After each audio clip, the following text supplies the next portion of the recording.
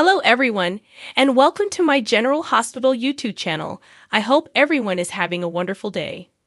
Before we begin, please hit the subscribe button and give this video a thumbs up. Jocelyn approached Christina for an update on Dante outside the courtroom, but she had none.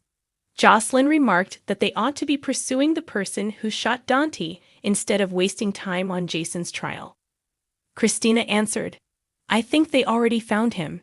Jason's guilt was the topic of their argument until Elizabeth got close. She advised them to enter the courthouse in advance of their scheduled arrival time. Jocelyn left to look for Carly, and Christina told Elizabeth she was sorry she had to hear about the fight with Jason. Although Elizabeth told Christina Jocelyn wasn't her enemy, Christina brought up the fact that people would be picking sides. When Michael got to the courtroom, Carly was there. Michael had her word that Diane would secure Jason's release. Diane responded, "That's the plan," as she walked in. Carly asked for an update on Dante as Drew and Olivia showed up. Olivia retorted that Carly was appreciative of Jason's rescue actions and that he was fortunate to be alive. Until Drew pulled them apart, the two were fighting. Olivia commanded Carly to open your eyes, at which point she and Drew left to sit down. Michael's expression indicated that he had something to tell Carly about it, and she persisted that people would alter their minds if they heard Jason's side of the story. Just as Jocelyn arrived, raving about her interesting conversation with Christina, he promised to inform her later. When Molly and Alexis entered the courtroom, Molly acknowledged that she was anxious. Molly was reassured by Alexis that she could manage the arraignment. Although Molly had to take the case, Alexis admitted that she was irritated with Robert for giving it to her. When Nan arrived, she inquired with Carly about Dante's status and was informed that there was none. Carly spit out that Sonny wasn't there, but since Nina was back at Crimson, Nina truly wanted to thank Carly. Carly snapped back, saying that at that particular moment, she didn't give a damn about the magazine. Olivia was curious about the situation involving Drew and Carly. Drew answered, "Not at all. Not much because we broke up." He went on to say that with Carly, Jason would always come first. When the bailiff proclaimed that court was ready to start, Danny, Christina, and Elizabeth hurried inside and took their places. Molly read the charges against Jason as he entered, which included 2 counts of attempted murder. Jason declared he was entering a not guilty plea when the court asked for his plea, because Jason's criminal history was longer than a CVS receipt. Molly requested that Jason be detained without bond. Jason had a long list of acquittals and dismissals, Diane said. Diane and Molly argued about it until the judge decided she had heard enough. The court ended the arraignment by setting Jason's bail at $5 million. After Danny, Elizabeth, and Diane, they all raced outside. Michael acknowledged that he did indeed have his checkbook when Jocelyn inquired about it. Jason requested the guard for a minute, and he used the occasion to give Carly a heartfelt hug and squeeze, which Drew saw. That Christina had been a pro, she told Molly with pride. Excusing herself from her girls, Alexis approached Drew and Olivia. Drew told Alexis that although Nina was back at Crimson, she wouldn't be working as closely as before as Alexis' editor. Thanking Drew, Alexis went back to her daughters. They departed after Olivia playfully welcomed him back to the support group of persons made to work with Nina. Molly asked whether Alexis had any notes for her after Christina departed. Considering all the circumstances, Alexis had nothing but praise for Molly and told her daughter to view the arraignment as a victory. Molly thought Jason was innocent, so she pondered if Alexis had ever been delighted to lose emotion. Molly was complimented by Alexis for holding her own opinions to herself. She thought that it was due of attorneys like Molly that the legal system functioned. Molly expressed her gratitude to her mother and that she hoped Alexis was able to get her license back. Christina imagined Nina was waiting for Sonny outside the courtroom. She saw how happy Nina and Sonny had been, and Nina loved hearing that. So she truly hoped they could work things out. It could be a good idea, Christina thought, to get in touch with Sonny.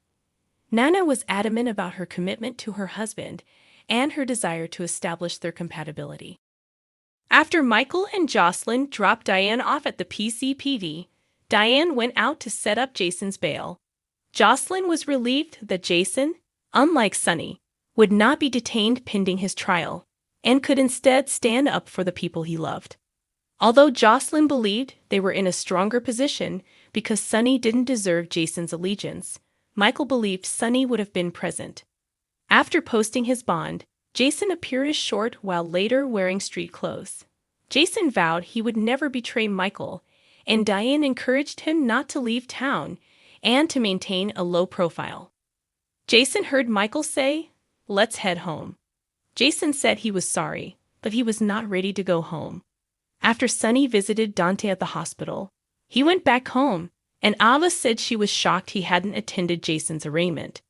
Even though the man hadn't actually pulled the trigger, Sonny still refused to see him after he'd sent his son to the hospital.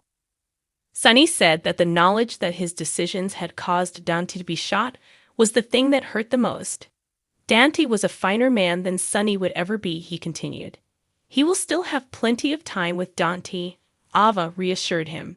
Avery made a get-well card for Dante, which Ava gave to Sonny. They both grinned at how much Avery loved her older brother. Ava answered the door to Carly when there was a knock at that moment. Carly ignored Ava's warning that it wasn't a good time and stormed into the flat. Since Jason wasn't the one who shot Dante, she insisted on knowing why Sonny hadn't attended Jason's arraignment.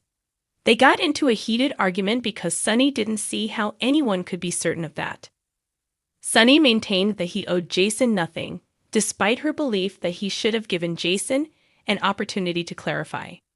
Sam read to a still unconscious Dante in his hospital room. She was losing her voice, so she told him he needed to wake up soon. A knock on the door brought Portia inside. Sam invited her to come outside and talk.